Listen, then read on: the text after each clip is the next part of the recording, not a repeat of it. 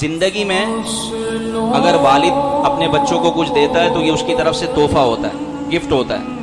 جس بیٹے کو چاہے زیادہ دے، جس بیٹے کو چاہے کم دے، لیکن اولاد کو یکساں اور برابر دینا چاہیے. لیکن زندگی میں اگر کوئی بندہ اپنے اولاد کے درمیان چیز تقسیم کر رہا ہے تو وہ اس کی مرضی ہوتی ہے، جس کو چاہے جتنا دے.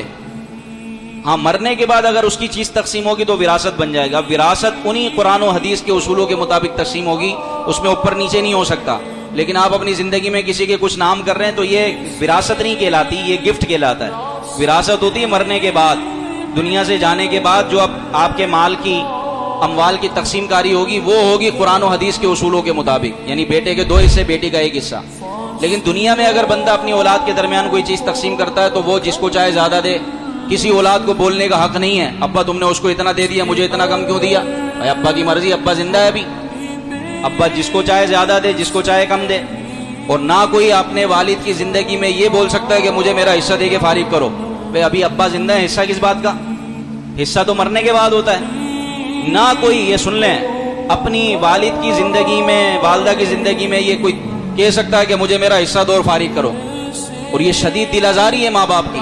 حصہ تو مرنے کے بعد ہوتا ہے. زندگی میں آپ جو کچھ مانگیں گے وہ بطور گفٹ ہوگا. والد جس کو چاہے دے، جس کو چاہے نہ دے.